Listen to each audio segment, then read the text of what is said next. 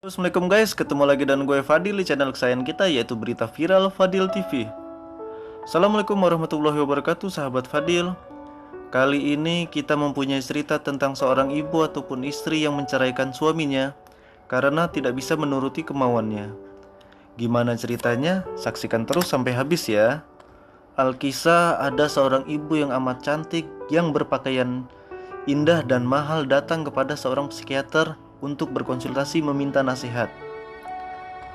Wanita cantik ini pun bercerita bahwa segala sesuatu yang ia minta dari suaminya harus dituruti, baik itu rumah yang mewah, mobil, pakaian, maupun perabot rumah tangga dan sebagainya. Sampai suatu ketika akhirnya suaminya pun tidak mampu lagi untuk menuruti keinginannya. Ia membuat suaminya frustasi, sehingga membuat usaha suaminya itu bangkrut. Kemudian akhirnya mereka berdua pun bercerai. Seluruh hidup ibu itu terisi penuh dengan barang-barang yang mewah yang terlihat tidak begitu penting.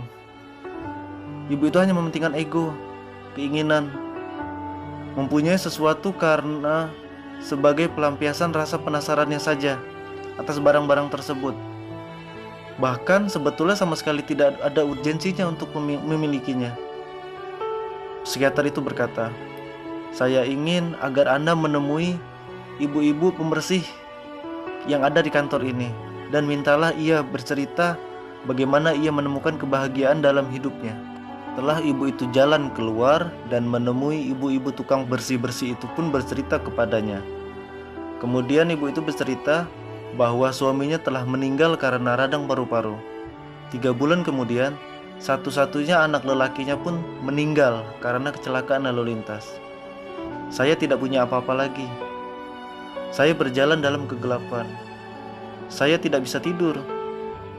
Saya pun tidak punya nafsu makan. Saya tidak pernah senyum kepada siapapun. Segalanya terasa gelap.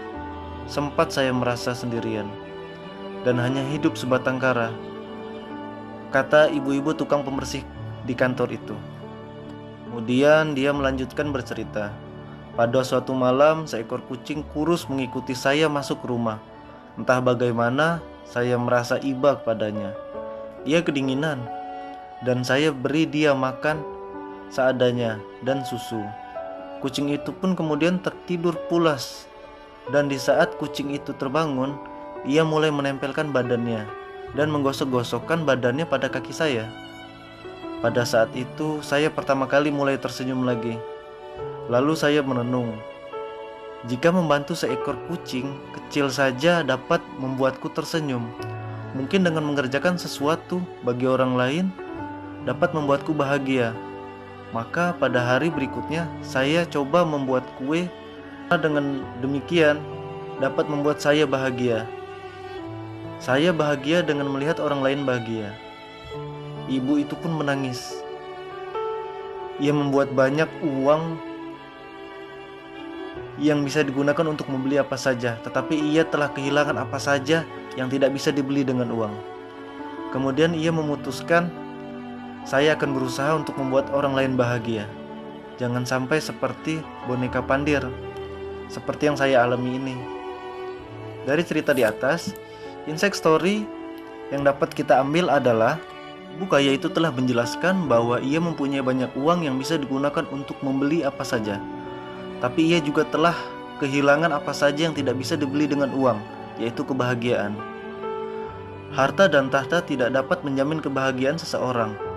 Di sini saya dapat melihat sisi positif yang sangat simpel untuk membuat bahagia, yaitu dengan membuat seorang tersenyum dapat memberikan arti lebih. Allah pun telah berjanji sesuai dengan surat Al-Baqarah ayat 261. Perumpamaannya adalah nafkah yang dikeluarkan oleh orang yang menafkahkan hartanya di jalan Allah adalah serupa dengan sebutir benih yang menumbuhkan 7 bulir.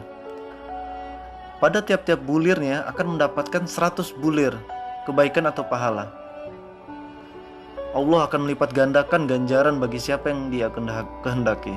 Dan Allah maha luas karunia-Nya, lagi maha mengetahui. Al-Baqarah ayat 261. Baiklah sahabat Fadil, terima kasih telah menonton channel ini sampai habis. Jika kalian menyukai cerita ini, jangan lupa kalian share, like, dan komen. Jangan lupa juga kalian subscribe channel ini ya, biar tidak ketinggalan cerita motivasi berikutnya.